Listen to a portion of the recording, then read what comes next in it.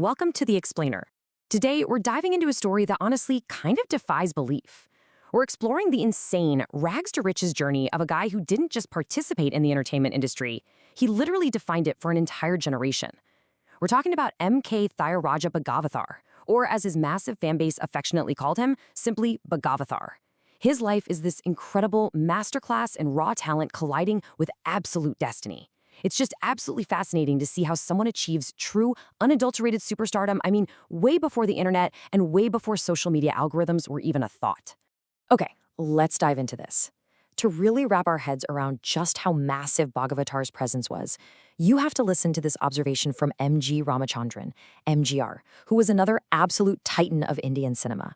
MGR once said that even before he himself got famous, he'd watch Bhagavatar from the far and was just struck by this undeniable golden aura. He literally said if he sat in a place, that place itself would illuminate. Wow, that is the legendary status we're dealing with here. But you know what the most fascinating part is? This blinding light of fame? It came from the darkest depths of poverty.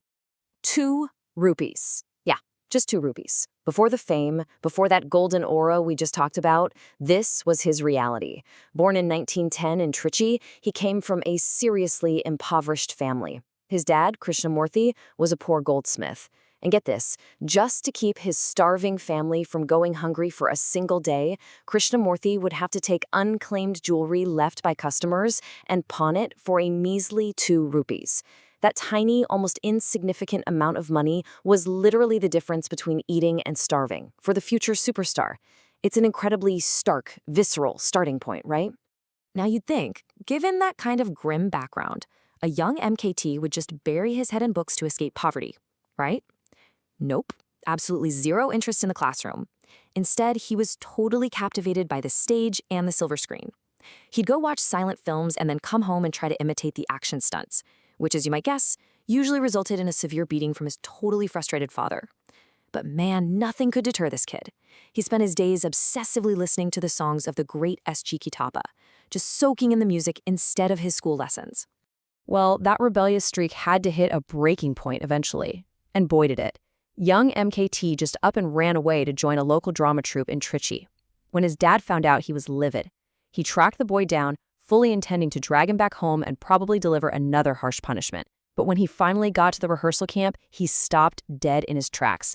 There was this massive crowd gathered around, completely mesmerized. Why? Because his son was singing. Seeing the audience totally captivated by his boy's golden voice, his dad's anger instantly just melted into awe. Right then and there, he realized his son's true worth and completely shifted gears to support his musical journey. Let's move to the next chapter and see how this builds, because his rise from that moment was incredibly fast. First up, his dad sent him to study under the renowned violinist Panu Iyengar. Then, he deepened those classical chops by training with Ramaswamy Pathar in Thiruvayuru for a whole year. And finally, the big break. He was discovered by a railway worker named Natesa Iyer, who ran a drama troupe called the Rasika Ranjani Sabha. Iyer heard MKT sing religious hymns with such pure devotion that he immediately recruited him. His stage was officially set. Section 1. Stealing the Stage. Picture this. It's his very first major role in the famous play Harichandra, where he played Lohidasan, a young, starving child. Now imagine being in the audience that night. MKT grabs the sari of the actress playing his mother and cries out in this agonizing voice, "Mother, I am hungry." His acting and his singing were so raw, so incredibly realistic, that the audience completely lost their grip on reality. They were enraged. People literally started climbing onto the stage, aggressively shouting, "Where is the man who starved this child?" They almost rioted against the actor playing the villain. The poor guy had to flee the stage in absolute terror. The organizers had to beg the crowd to calm down, reminding them, hey, it's just a play.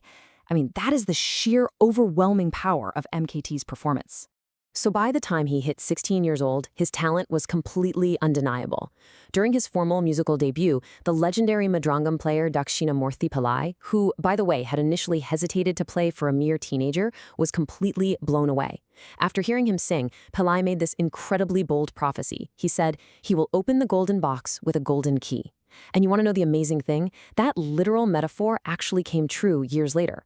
At the absolute height of his immense wealth and success, MKT officially unlocked and opened the Kapali Talkies Theater in Chennai with a golden key. Section 2. Wits and Wordplay. But here's the thing. It wasn't just his singing that won over the masses. It was his sharp, lightning-fast wit, especially with his frequent co-star, S.D. Subbulakshmi. And this brilliantly illustrates exactly what made their dynamic so electrifying. During a live performance of the play Vali Theramanam, MKT was improvising a song lyric, right? He's comparing her heart to a stone, an iron, a rock, and then suddenly he just adds a wall. Subbulakshmi, without missing a single beat, fires back, totally off script. Does honey flow from a wall? Caught totally off guard, MKT blurted out literally the first thing that came to his mind. Donkey. Realizing what he just said, he burst out laughing right there on stage. The audience went absolutely wild, cheering for the banter. It was so iconic that the very next day, local newspapers ran the headline, "Donkey on the drama stage." It just showed this human, playful side that fans utterly adored. Section 3. The famous Bhagavathar crop. Now, beyond the god-tier voice and the quick wit, a physical transformation turned him into a bona fide style icon. And the craziest part is, his signature hairstyle was a total accident. After an illness, he had his head completely shaved as a religious offering at the Samayapuram Mariamman temple. As his hair started growing back, for some mysterious reason, it just stopped growing past a certain mid-length. Instead of cutting it or trying to fix it up, he just decided, you know what, I'll keep it exactly as it is. That accidental length became known as the legendary Bhagavathar crop, and suddenly, literally every young man in South India was rushing to their local barber, demanding that exact same look. Section 4. Unprecedented superstardom.